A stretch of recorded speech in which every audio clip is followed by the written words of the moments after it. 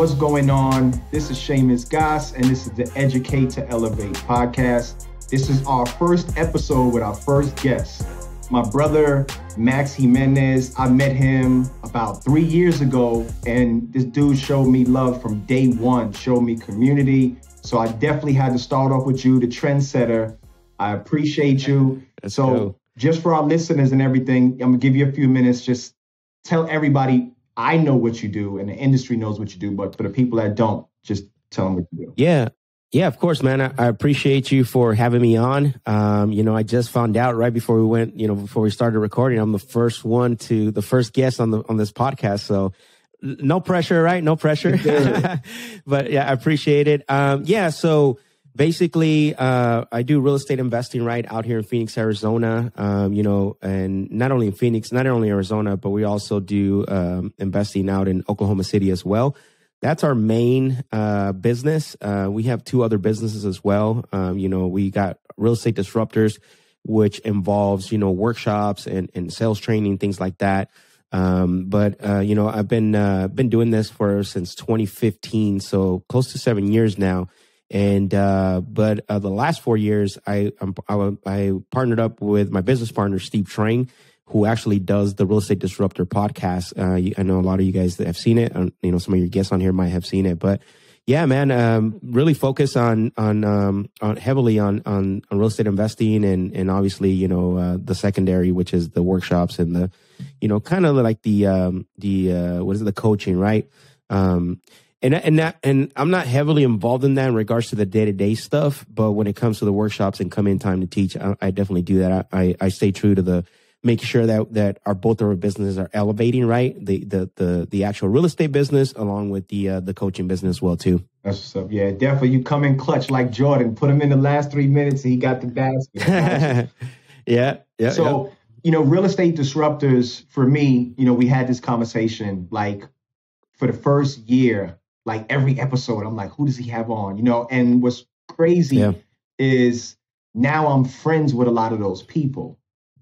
So it's crazy to just see that manifestation like, but I was dedicated to watching the podcast every week.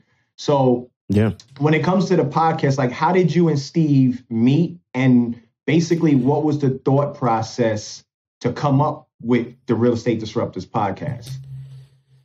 Yeah. So interesting enough, it's a crazy story. And this is what I tell a lot of people is you have to get to a point where you develop your mindset so much, you work on yourself, you growth mindset, self-development, that you understand and realize that when an opportunity presents itself, it doesn't look like a problem. I always tell people this because what happens a lot, in anything, right? It doesn't have to specifically be real estate, but as entrepreneurs, as individuals that want to strive for something more, the one thing that they don't work on is as much as, working in the business or working in whatever it is that vehicle that you're using is the mindset, right? And the self-development. So before I met Steve, this was when I started, when I found out about wholesaling, which is the niche inside real estate investing, I started diving deep, heavy into self-development. I didn't, occasionally I would read a book here and there, but I didn't know like how deep you can go.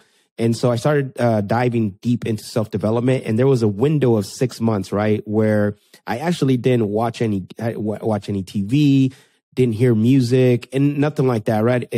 I dove deep, and in my car I was always listening to audiobooks. I get home from work and I would watch webinars and it came to and all that good stuff, right? Read books and everything. And so when it came to a point within that 4 to 6 month period, I actually transcended so far ahead that the current position that I was in, because I was in construction at that time, because I didn't really know what to do anymore. So my stepdad was in construction. So I said, let me go work, make some money. And so what happened, I transcended so far ahead that I felt at a place in that position. Like physically I was there, but mentally, man, I was so far ahead of where I wanted to be that I felt out of place. Like, man, I don't want to be here no more, right? And so check this out. So then that was May. I would say that was around like middle of 2016 May. And so what I did, I was like, let me look for an opportunity. Maybe I can get out of here and then I can basically work somewhere so I can be involved somewhere with real estate, right? because my mindset was like, that's all I wanted to do. I developed, I reprogrammed myself so much. Like, I didn't want to be where I was at. Let me find out. I went on Craigslist, brother, and there was an ad that said inside sales rep for a real estate company. And I'm like, all right, let's see what this is about. So I filled it out, didn't think anything of it. And basically, in that ad, you had to fill out this survey, and then you had to leave a voicemail. So my voicemail, believe it or not, was this. Hey, this is Max Jimenez. I saw your ad on Craigslist. Just fill out the survey. All I'm looking for is an opportunity. And if you don't like the way I work in 30 days, you can fire me. That's a good message. It is a good message. I kid you not. I got a call not even 3 minutes after I hung up and recorded that message. And guess who was on that call? Steve. That was Steve, bro. Thanks. That was Steve that called me. Yeah. He's like, he called me up, and obviously I came in, interviewed, but I was still doing my own thing. That was just sort of, let me get around what I know what I want to do, because I wasn't really prepared to take the full jump. Mm-hmm. I was, but obviously I was married and kids, and that was the kind of thing that that stopped me a little bit from going full time. But so I went to work for Steve. I worked for him as an inside sales rep, and I was crushing it, booking appointments for his agents. But I only did that for 3 months, and I got my first deal in October of 2016. I made $11,500, and then I left. I told Steve, "Hey, Steve, I got to talk." He's like, "What's going on?" Well, here's what's happening. You obviously knew I was already wholesaling, but I'm going on my own. So sure enough, I went on my own from the end of 2016, all of 2017. But we stayed close. Like, we really hit it off, right? We were friends, and we would message each other. And then around 2017, the end of 2017 into 2018, I was kind of unhappy in the situation I was in. I wasn't officially a business partner with somebody that I had, connected with. He just was in the game a long time ago. He had knowledge and he had connections. So what happened was that, me and him started working together by a handshake. And so we started doing a lot of deals. I kid you not, we did probably, and that was the first year full time. We did probably around 20 flips that year, me and him together by ourselves. And so at the end of the year, I started finding out certain things. I started diving deeper, what was going on with the money and things like that. And then I was doing all the work, man. Like, I was negotiating the deals, I was managing the subs, and it became a job to me. So, me and Steve were very close, and I started sharing him my discontent for what was going on. So then he's like, "Well, do you want to go have lunch?" So we had lunch. This was in March 2018. And then we talked about, what vision, the way I wanted to go. Here's what I didn't want to do. He shared his vision, and boom, bro, it came in alignment. Like, and that's the other thing, right? So the opportunity, you got to step into the opportunity. And then, obviously you still got to keep working on yourself. And then once you know that the next step, which is alignment, it should come natural. It shouldn't be forced. And that's how it happened. It was a natural transition on how we partnered up. Crazy story. Which is good. So I know you said you had the mindset shift, right? Yeah. Was there anything that particularly made you shift? Most people, they have, situations where, they're at extreme poverty, or they lose their job, they get homeless, and then that kind of turns on. Because I know with me, about 4 years ago, from 2016 to 2018, I had closed a 7-figure business down because I was burnt out. Right. And all my friends was like, "Hey, you're crazy. And I'm like, "No, I don't want to do this no more." And from 2016 to 2018, we lost everything. Wow. Like, basically, we was homeless. So was there something like that in your life that made you shift? There was. So let me rewind just a little bit before that. I always had that entrepreneur bug. I always wanted to have my own business and to do, things. And that came a little bit from a family member that owned his own business, and it was flooring, right? It was still construction. But then I met a gentleman named Randy Colton, and basically, he showed me another world of entrepreneurship, right? Where you can own your own business, don't have to work in your business, things like that. I just didn't have a lot of direction. But at that specific point, I was really tired of struggling financially, bro. Like, I knew that even though I was getting paid good money, for me, I always wanted to have that freedom, right? Because as growing up, bro, like, I grew up super poor, right? Like, we didn't have any money. We didn't, the thing was like, I was going to high school. That's one thing that, I can get away with my wife. Like when I want shoes, bro, I'll go out and buy shoes, right? Like no questions asked. Like, it's like whatever you want. And the reason why, because when I was in high school, bro, I would go to high school with ripped shoes, bro. Like I literally, and that's one thing that I share with my wife. Like, and so growing up, we didn't have anything, man, like super poor. And so I'm like, man, and as I started getting older, I'm like, I don't want to have that same path. I wanted to have some freedom. So at that specific point where I did that mind shift, even though I had a really good job and it was paying me, but it just wasn't fulfilling. And it wasn't, and I knew that it wasn't going to give me the freedom. And I just got tired of struggling financially, right? Having to worry about, where's that next, where's that next payment going to come for this, come for that. And that's kind of where I was at in life, right? I've been working, man, since I was 16, bro. I mean, my cousin pulled me out of high school. He's like, you guys, me and my older cousin, we were like brothers growing up. And he's like, hey, you guys are not doing anything. I'm going to get you guys out of high school. Let's go. So I've been working, bro, since I was 16. And so that at that specific point in time when I was working on my mind, that's kind of was a driving point. Like, I got to do something better. I don't want to, get to my 50s and 60s and 70s and like still work or have to worry about certain things. Like, I got to go and try to figure this out. And I didn't know what it was, right? That's the part where most people and the vehicle, right? Most people struggle to figure out what that vehicle is. And I found out about real estate and I'm like, man, this is the vehicle I'm going to run with. Yeah. Right. And it's funny that you say that about working, because it was about 2 or 3 years ago. My oldest sister, she called me and she's like, Shamus, I'm sorry. I'm like, sorry for what? Wow. She said, all the years I told you that you needed to get a real job and your business wasn't going to work. She's like, I'm almost 60 years old now and I can't even pay my bills. Wow. Jeez. So yeah, man.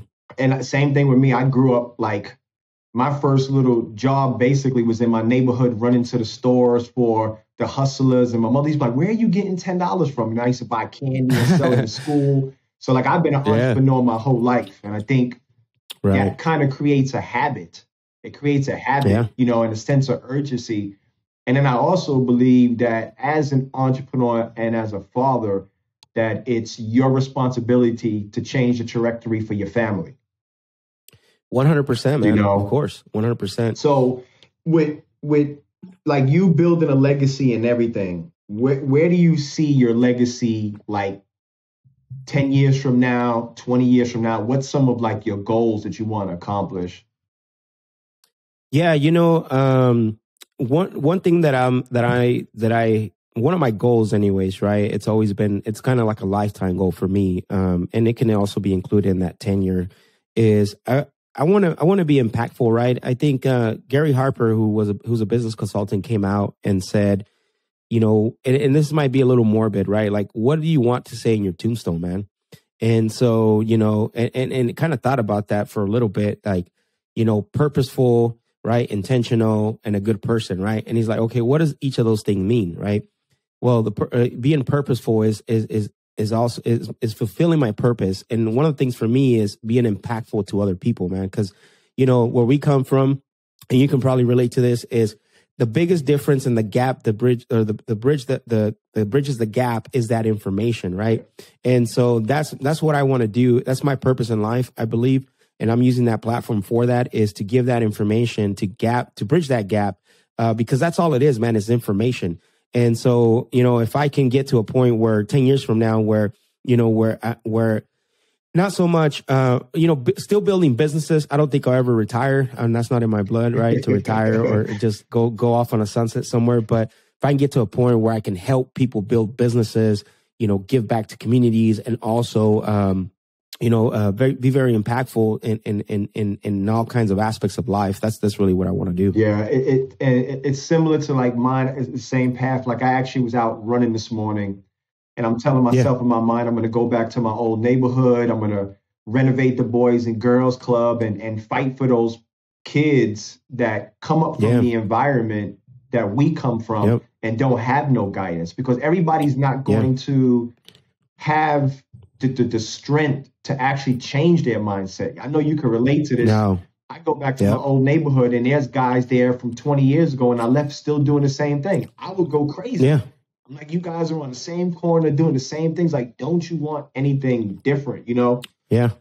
So it's funny you say that, man. Sorry to interrupt you. It's funny you say that because that even happens to me with family. Like, oh yeah, I love my family. I love, I'll never not love them, but I go visit family, bro, and we're having conversations that were 15, 17 years ago. Like, let's move on, and I get to, I understand, like, I gotta be their support, whatever the case may be. But I get that with family as well, too, not just with friends. Like, man, they're still stuck in that mindset. Like, they haven't developed it, haven't moved on from those things. Exactly. And it's funny because I'll try to have conversations and I have to dumb my conversation down. Oh, man. Like you're not going to understand what I'm talking about. You're not going to see it until it's done. But yeah, I got I got 2 sisters and a brother, 13 nieces and nephews. And it's one thing I noticed is that nobody is breaking that cycle. And then what happens is it just gets passed down. I can see my sister, then I can see the kids. And I'm like, nobody is going to break that cycle. For me, super early, I was always like self-motivated, because I grew up single parent with my mother, only met my father like 2 times in my entire life. And I basically from 9 years old, I had to take care of my mother. So I was responsible from a very, very early age, and this is funny. Yeah. So I went about 3 months ago, actually about 6 months ago, and I got my practitioner's license in NLP. Right. Mm-hmm. Okay. And one thing I noticed is I'm harder on men than women. Like my daughter can do something and I'm like, it's okay. But if one of my sons do it, I snap. And then I realized that me not having my father in my life and him not doing what he's supposed to do. I mean, he passed away. I forgive him and everything. But it made me, hold like anger against any man not doing what he's supposed to do as a man. Yeah.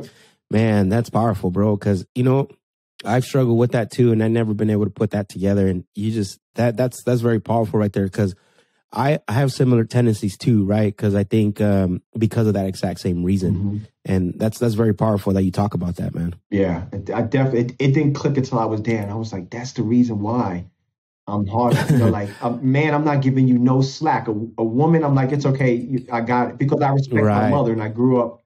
I've been with my wife 33 years. We've been together since we was 15, 14 years old, so. Man, that's awesome, bro. You hardly see that too. So my wife and I have been together, it's going to be 22 years, bro. Nice. Since I was 19. Yeah, since I was 19. So you definitely don't see 18, that. Actually. You definitely don't see that. They don't. No. So not at all. Is there something that you wish you knew before you started your journey in real estate that you know now?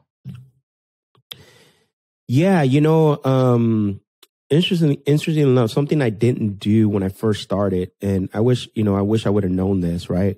And I barely, I'm not an expert in this, and this has probably changed my life and our business, right? I put my life first because I always want to make sure that personally I'm doing what I'm supposed to be doing before I bring it into business and bring it into everything else, right? Most people don't think like that. And so one of the things that I didn't do, and I wish I would have done a lot more, is network, man. Reach out to people. You realize that there is more people that are willing to help you than not, right?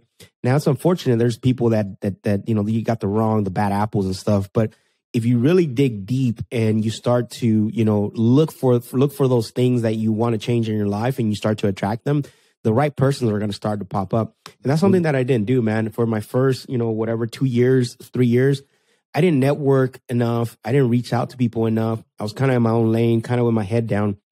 And I see now the impact that's happened from, I want to say a year and a half ago, maybe 2 years, from joining some very high level masterminds. And not also masterminds for business, but also for me, I've been working with the personal coach now for my personal side for about a year now. And obviously, we don't think about those things, but that would be something I would probably start doing right away, is networking, reaching out to people, joining a community, right? Like you were talking about, because, it's going to slingshot, your career, you personally, faster than you could even imagine. 100%. This year actually was the first year I invested like 6 figures into mentorships and masterminds. And as I'm back to the conversation we had about friends, as I'm telling people, like, I just spent 30 grand, 20 grand, they're like, why would you do that? Because I'm trying to go somewhere that I never been before. And these guys or these ladies are there. And I need their help. And I think that goes back to the mindset. Some people just can't. What a lot of individuals don't understand is that the best investment you're going to make is in yourself. You're your most valuable asset. Yeah. And I learned that years ago. I sat down with Damon John because I tried to get on Shark Tank. One of my friends was his roommates, and he was telling me, he was like, your brand is the most important thing that you can invest in, right? You're going to be able to, build a brand. And look at Gary Vee. For Gary Vee to come out and talk is $155,000 for 30 minutes. Yeah, that's crazy, man. Like, I just need 3 or 4 of those a month, and I'm on an island somewhere. You mean I got to put in 3 hours, and I do that? So that's crazy. Exactly. What's one of your biggest failures that you had, and how did you, what did you learn from it, and like, how did that kind of shape you? I think personally, obviously, I don't know if we're talking personally or business, but I can share with you business wise. I want to say we had a really good team back in 2019, a very solid team, right? And what happened was, I don't think I was investing in them enough, right? And what I mean by that is that I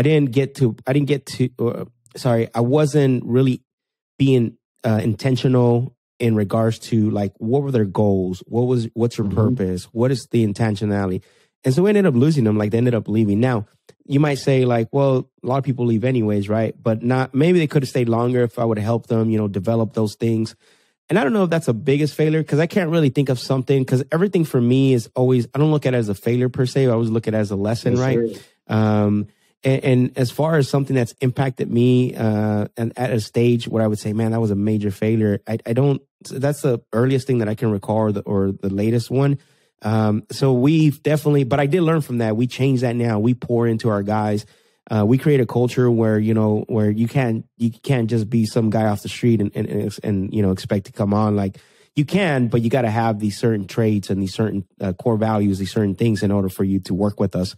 We're not just taking anyone just because you can make calls. Does it make sense? It does. And I kind of look at things the exact same way. I always say you either learn or you win, because you got people that invest $200,000 to go to college and then don't even get a degree. Yep.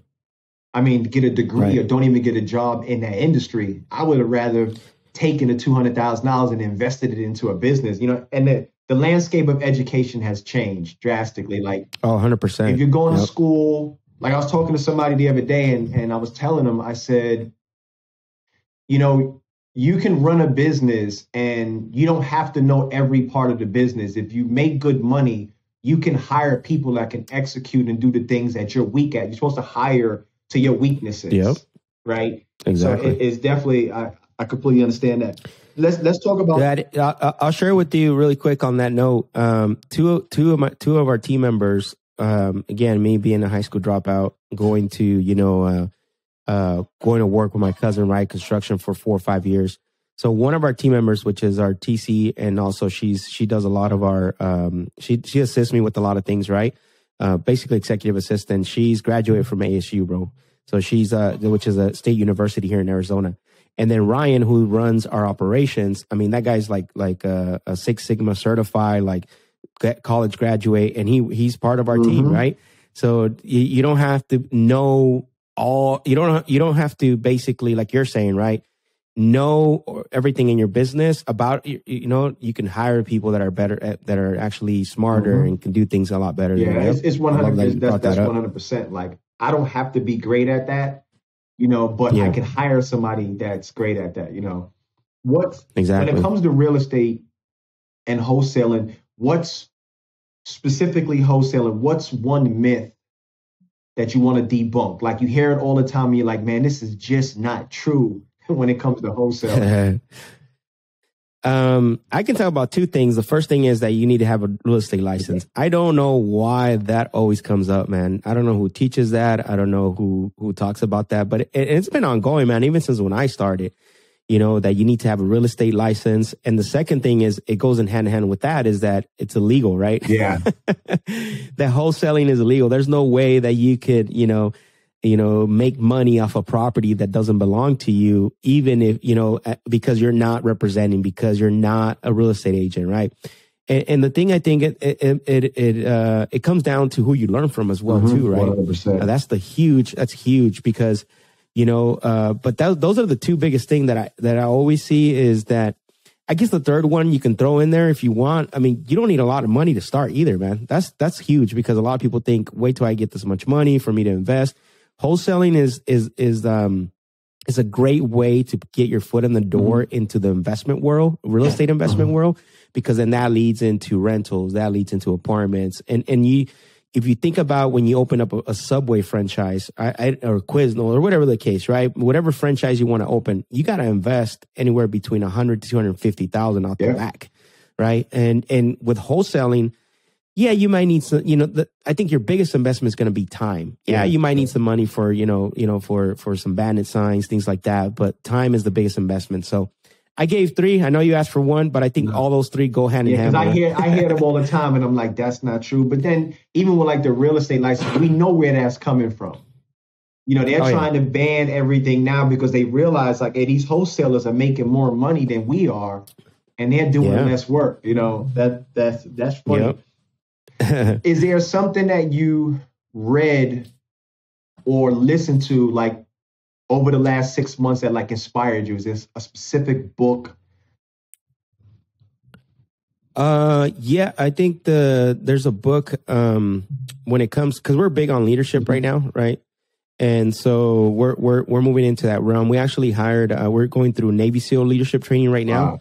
So it's very powerful. We had our first session 2 weeks ago and we were just like, our jaw dropped, right? Like this guy he profiled us. He knew we were like, you know what I mean? Like this guy was 200 missions, but there is a book called Leadership is Language. And it's actually really, really good because it teaches you how to talk to, your team members. And you might be thinking like, well, I mean, how well do you need to speak with? And some people, what we don't think about, especially when we're talking to our team members, is it's not the message you're trying to deliver. It's how you're delivering the message. Sure. Does that make sense? Like, because what happens a lot of times, they might hear it a certain way. So instead of like telling them to do something, you ask them, right? What do you think about this? What's your input on this? What do you think we should do? Mm-hmm. Right? Instead of me coming saying, hey, here's what I think that you need to change this on.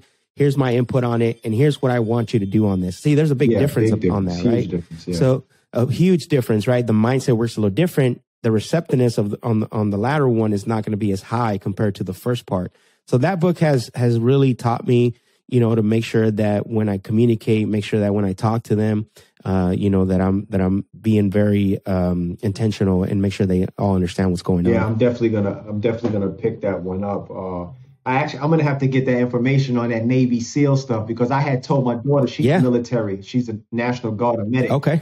And I'm like, man, I want to train like the Navy SEALs. And I remember reading the David Goggins book. He failed the test like 2 times and went back and finally passed it the 3rd time. I was like, damn, that's crazy. Yeah, that book, what is it called? Living with the SEAL. That book, I don't know if you ever read it, but with Jesse Itzler, that's how Goggins became famous. Yeah. That book has the whole story about how David Goggins came about. He actually hired him. Mm-hmm. It's a really good book. And that's where Goggins' story started to come out and stuff. Like he hired him to train him for 30 days. Well, what's crazy is and I think we spoke about this before we even got started, was it takes ultimate discipline. Like that's what it takes for those guys that are going through Navy SEAL training and doing things like that. They need to have the ultimate discipline to get through it mentally, Yeah, man. And that's hard. Yep. I mean, even now, I'm doing a 75 hard. I'm on day 30, right? I see that, man. I'm going with that. Today was my first session with my personal trainer. I got a personal trainer. Nice. And then I also read a book about 2 weeks ago called The 12-Week Year. Okay. And it basically, it turned up my sense of urgency. Like I used to be able to see a water bottle sitting on the table And I would say I'll throw it in the garbage later. Now I'm like, man, I got to take it now. Like my sense of urgency just like shot through the roof. And I relaunched Magneto Homes, like fully. Like I got six cold callers texting. We just moved into our new office and everything. Like, so like in 90 days, I'm looking, I'm like, man, my life is going to be different just in 90 days of just consistent, commitment. Like I'm getting up at 5 I love now. that. I'm trying to get up at 4, but it's discipline, man. It is. What's crazy, you brought this up because I wasn't really planning. I didn't even think about hitting on this, but I'm going to share with you 2 stories so we, we had a call earlier today, a Zoom call with somebody came in and spoke to our team. And what he said was that, right? Like the intentionality of doing something has to be there, right? Not just, obviously you obviously need to imagine it, right? And put yourself, think where you're at, what position you want to be in. But then you got to be intentional and put the action behind it, right? So that way it can make it happen. But I want to share with you a story on the first session on the Navy SEALs, because this hits on what you're saying. He says that after he did like 200 missions, right? And what he said was when he came out into the civilian world, right? Because that's what they call it, the civilian world, which is us here.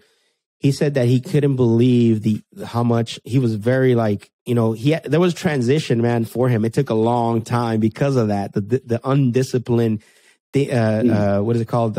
Traits and things from people. And he shared a story. He goes, we were doing an open house. He goes with my wife and, or they were doing, it was an open house. And he asked somebody that was working with them or with, for them. I can't remember exactly. He goes, can you throw that trash out today? And then you brought up the water bottle, right? And so he goes, and the guy told him, yeah, I'll throw it out. Shows up the next day on the morning. And guess what? The trash is still there, bro. Yeah. I know that made his blood boil. Oh, dude, he said he was lit. He said he grabbed the trash. He called the guy and like everything. But here's where he was coming from. He goes, the one difference that I see, the one difference that I see, obviously in the Navy SEALs is that, or any type of military, what you're serving in is, it's a life and death situation, man. Like anything that you do wrong, like he goes, we're diagnosing like how many, up to 45 to 50 ways on how things can go wrong. He goes on any given mission, on any given task, he says. So he goes, I'll give you an example. He goes, when we used to parachute, he goes, on the boots, right? You wear Timberlands, man. Come on. The boots, they got the hook, right? They got the hook, right? For your laces. He goes, just by not putting a 5-inch, not a 5-inch, a little square of tape on that hook. He goes, when you jump, he goes, and you run into your partner, he goes, into your teammate, you're going to hook his, if you don't have the tape, there's a possibility that you're going to hook, he goes, that parachute, and both of you guys are going to fall to your death. Wow. He goes, something so simple as putting tape. He goes, so going back to your example about the water bottle, right? People don't look at things like that, right? Life and death situations, because they're not there. But if you start, us, as we're trying to strive to be better, if you start thinking that way, discipline, right? Mm-hmm. Going back to what you were saying, you just said it, right? In 90 days, I know I'm going to be way out here because of what we're doing and the discipline we're having. Mm-hmm. But that was a crazy story, man. Just like, he goes, those little things that you don't do are going to, it's a life and death situation. Yeah, and when you're definitely in the position that it is a life and death situation, it trains you for everything else, right? It trains you for everything else. Like you said, it could be little things, and you just like, and I could understand the time that it takes to debunk, because even, I talk to people and we'll talk about, I was having this conversation with somebody and they was like, they're tired of their job. And I'm like, well, how many hours a week do you work? They was like 40. I said, you do realize that you got another 120 hours during the week. What are you doing with the 120 hours? He was like, what do you mean? I'm like, what are you doing? I'm like, even if you slept 8 hours a day and you worked 40 hours a week, you still got 80 hours. Like to be good at something, you not being there is you just not putting forth the effort to get there. Right? I don't want to hear you. They're not hurting enough. Son the other day, I said, how many hours a day do you sleep? He said 8. I said, you do know that you sleep a quarter of the year. You know what I'm saying? I mean, a third of the year. Yeah. He's like, no, I don't. I'm like 8 hours, 24/3. You hibernate like a bear. He's like, I'm like, listen, like you sleep a third of the year. Like, what could you be doing? Yep. You know, I wear this Aura ring. I just got this Aura ring. Yep. And I look at my sleep, and it says, you know, I've been in bed for 6 hours. I only slept 4, but only 17 minutes was REM sleep. Yeah. That deep sleep. Other than that, like, my mind is traveling at, like, you know, 2,000 miles an hour, man. It's crazy. No, that's crazy. You said, you know what? Another thing too, I hear a lot is, I don't have, like you're saying, right? I just don't have enough time. Yeah. And I'll ask somebody, well, what time are you getting up? And the average, statistically, for the last time I looked at this, the average American person wakes up about 7 to 7:30 a.m. And so I asked, like, well, you don't have enough time. So what time are you waking up? Well, I'm waking up at, 6:30 or 7. Okay. So I wake up at 4:15 every day, right? So I asked them, so let's do this. Let's get you to wake up a half hour early. I just bought you 2.5 hours for the week. And they're like, wow. He goes, I never even thought about that. Now think about if you get up an hour earlier, you just bought yourself another 5 hours, right? For the week. Like, what can you do with those 5 hours? Invest in yourself, read, whatever the case may be. There's your time that you're saying you don't have. You're sleeping. Exactly. And then what some people don't understand is when you have that extreme focus, you could accomplish something in 3 months that would have took you 3 years. Because you're doing this. Like, I got really good this year at saying no. You want no? Yeah, that's good, bro. No, I love that. Not no. Like, I'm so Google Calendared out now. Like, my wife was like, I don't see date night on the Google Calendar. I'm like, all right, I'm like, but I'm locked and I'm loaded right now. So, what does your daily schedule look like as far as like when you get up and things like that? Yeah. So I'm a big believer of morning routine. I think is very important, right? I don't think you can just get up and dominate the day, right? From your bed to the shower to work. Nice. Right? Like, there's no way you can. So I go to the gym 5 times a week. So Monday, Tuesday, going to the gym, and then Wednesday, Thursday, Saturday. So I put Saturday in there. Those days I'm actually, I wake up around 4:15. So then, obviously I get up, do my normal thing. And then my wife and I actually head to the gym. We go to the gym together. Nice. And then, I do the sauna. 20 minutes, man. Like, I have to. It's a must before I work out. So today, I didn't have my phone with me. I'm like, damn, I had to be here for 30 minutes. It was like 5 minutes. I was like, damn. Because my trainer was like, go sit in the sauna. I got in there and I was just like, damn, this is hot. When I was in Cali, it's a build-up, brother. My guy in Cali has one in his house. And he's in there with dumbbells and everything. I'm like, yo, I need air, man. I need air.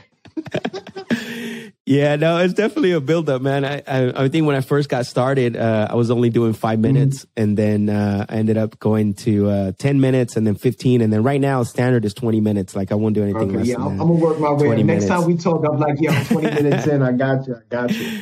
Yeah. And then I work out, and then I do the steam room right after. So I'm doing both, the sauna and steam room. And then in the steam room, I do Wim Hof. So I don't know so the breathing technique, I do anywhere between 3 or 4 rounds. And then when I get back home and I just I'll do some reading. I'll do my top 3 for the day. So by 8 o'clock, bro, I probably have done most than what anybody could be able to do in a whole day by 8 o'clock. Yeah. Sometimes it feels like, man, I feel like it's been 2 days, man. So exactly. It's like 3 o'clock, 4 o'clock in the afternoon. And I'm like, what time did I get up? Like, I've done so much today. I feel like I've done 2 days worth. But when you operate like that and that becomes standard, like, you just see your growth. Like 100%. You see your growth. I do the Wim Hof too. I do the cold showers. Have you ever tried cryotherapy? I have not. I know people who are doing it. What do you think about it? I love it because I had some lower back issues, right? And I started going to the chiropractor like 2 or 3 times a week, and I was like it was swollen, right? Started going to the cryotherapy. So now me and my wife faithfully every Saturday we go to a place near us, and we're up to like level 3 now, where it's like negative 155 degrees. So we're in there listening to Drake, Too Sexy. We got to dance. I'm like, yo, it's cold. You got ice on your eyebrows, on your nose hair, your ears, like everything. Oh, man. It definitely helps. How often can you do that, by the way? How often can you do that? You said what? how often, how often can you do that? Every other day, once a week? Some of the athletes, I was watching Steph Curry. He said he does it like 2 to 3 times a week. Oh, okay. We do it one. We're gonna wake it up because we also do at the same facility. It's like a leg compression where they put your legs in like these long sleeves and it tracks and everything and stuff like that. So we're on that. I'm a hot shower and hot bath. Like I take a hot bath. My wife can't even put a foot in it because I come out half red. When I take a shower, I do like the last 30 seconds, an hour of the cold. Actually, Wim Hof. Yeah. I was looking at it. He has a retreat that's over at his event. I mean, at his facility. And I was like, man, that's on my goal is to get there with him and another person that I got on my list to either be. I think that's in Poland, right? Is that in Poland where he holds those? Okay. Another person that I got on my list to get mentored by is Jim Quick. Like that dude is phenomenal. Like he can tell you, he can ask the front row, the first 50 people, their names and go back and remember all 50 of them.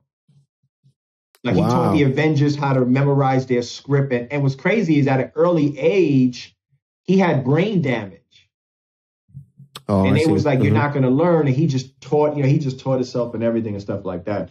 Yeah. So there's a guy, because I think you're on the same wavelength here. Look up on Instagram when we're done with this. His name's Ben Azadi. How you spell that? I think you'll like him.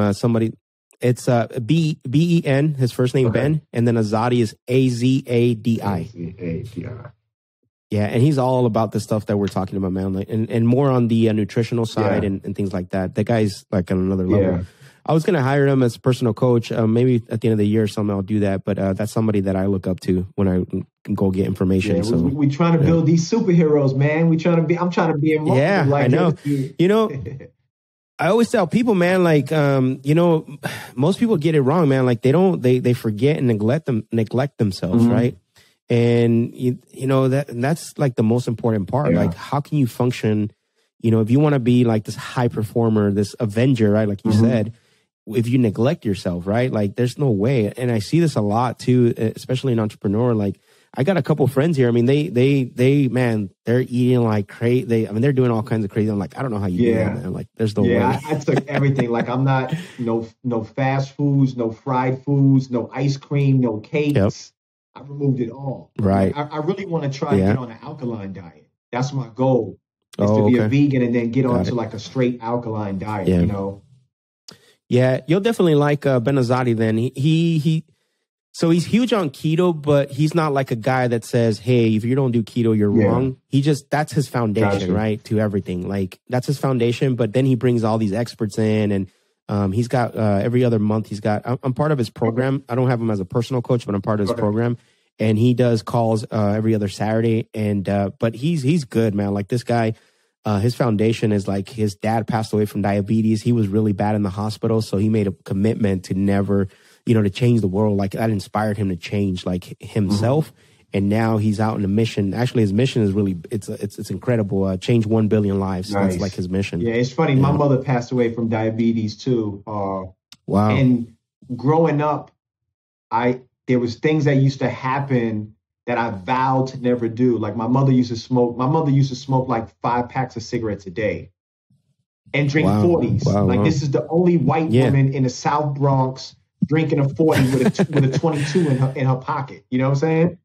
Wow. Yeah. So I used to tell, like I can, the most beautiful woman in the world, which I, consider to me, it's my wife.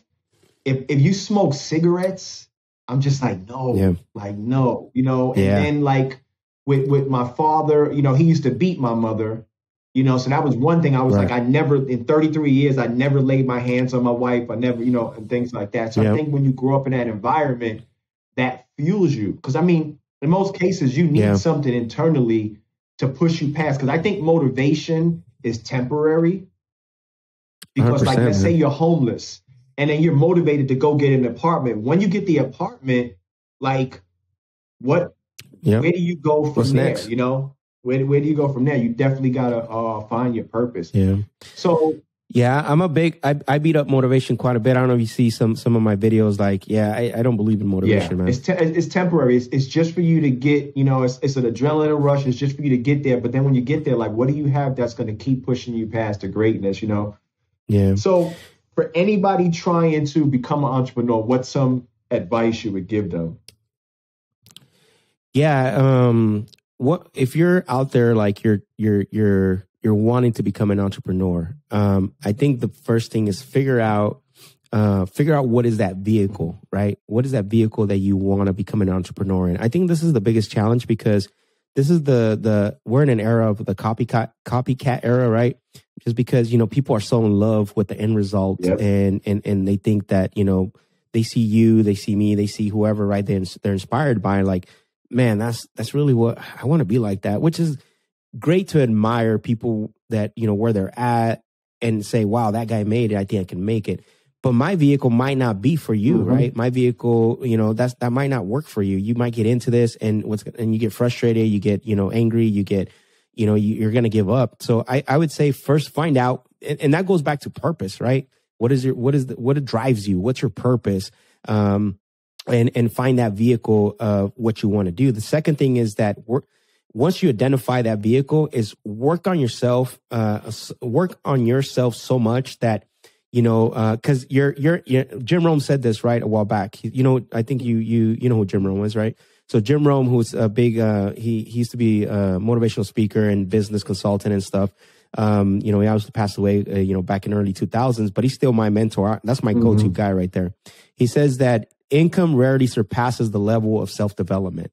So you're never going to surpass the level of income if you don't, you're never going to surpass like a certain level of income if your level of self-development is really low, right? So the second thing would be like work on yourself, like if your life depended on it. That's really what it comes down to is those two things. I mean, just figure out what that vehicle is. Work on yourself more than you would actually work on that vehicle, so that way you can surpass certain levels. For sure. And it's funny, they say it takes 10 years to be an overnight success. You know, all the time. I'm like, dude, he's been working since the 2000 to get to where he's at. One of my guys that I'm going to have on the show, a good friend of mine, Arnold Taylor, he actually manages the baby. Right. He used to promote my records in the early 90s when I was putting records out and stuff like that. He was promoting my records, and it wasn't up till about 3 or 4 years ago that he developed the baby and his career took off. But he put 20 years in, like 2 decades, and this guy worked hard, man. So I definitely understand it. Yeah, like I've heard someone say this a while back, because like I used to be like, I still help people. Like people direct message me, they'll ask me questions. Like I did a live the other day talking about how to use an option agreement, right, in our business. And, I said, hey, just DM me. I'll get you guys the document. And I do that, right? Like I gave everybody who DM me, I gave them the document. But then there's comes a time where people are like, hey, can I pick your brain? And hey, can I do this? Can I do that? And I can't help everybody. So I'll send them a Calendly link, right? And it's like, and I just do it because to make people realize the time is very important, man, valuable. And there's a charge behind it. And they're like, man, you're charging this much for only 30 minutes. No, you got it wrong. I'm charging that much because of, 41 years or 40 years. Exactly. Not for the 30 minutes. Can you pick the brain? Yeah. Right after you pay the invoice, Exactly. Especially if they lead with, can I pick your brains? I would come and say, Max, hey, I do videos or I do this. I can do this for you. Yep. Can you just share a little bit of information? And a lot of the younger people, because I get the DMs all the time, hey, can you mentor me? Well, there's a fee to that. Well, I don't have no money. Well, what value can you bring? Well, I can't really do anything. I'm like, well, you got to get that straight first, right? You got to get that straight first. But, it definitely bring a deal my or first something. mentor, I couldn't pay him. I just was bartering online services, shooting videos and everything. And that's how I paid for it. You know what I'm saying? Yeah. So, yeah, I couldn't either. I mean, when my first mentor in wholesaling, I couldn't pay him either. But I brought deals. Like I was out there, putting bandit signs, sending letters, and I bring the deal over to them, and actually got free access to like his whole course because of that. He saw me coming to the meetups. And then he saw that I was working with his disposition guy, bringing in deals. So he's like, and then he gave me free access to like his, $10,000, $15,000 course. I was nice. Like, right yeah, on. that works. So the last thing I would say, like, one, again, I appreciate you. Like, you're one of the truest guys I met, always kept it all the way 100 from day one. So for all the listeners and everything out there, tell them where they can find you at online, or your social media, any workshops you got coming up. Just let them know everything. Yeah, no problem. The best place where you can reach me at is on Instagram at Real Max Jimenez. The second thing is that I'm on YouTube as well as Max Jimenez. We'll really appreciate it if you guys go subscribe. I'm going to be starting to drop this year. That's my main focus, is dropping massive content. And then also, you can go to our website, which is realestatedisruptors.com/Max, realestatedisruptors.com/Max. That way you can get access to, free, there's free content there. There's some free things that you can get in there. And also you can, look into our workshops. If they're a good fit for you, you can sign up to some of our workshops and some of our Zoom calls and things like that we got going on. So, and for everybody watching the show, when I tell you that Max drops value, he drops value. So courses, workshops, the best in the game. What I'll do too is I'll make sure I'll put all of the links under the description so everybody can find you. And once again, Max, my first guest, it's officially done. We did 50 minutes. I appreciate you, my brother. Stay blessed. Yeah, of course, man. Have a good day, man. Likewise, man. Thank you for having me. Really true honor to be the first guest. Thank you. Appreciate it.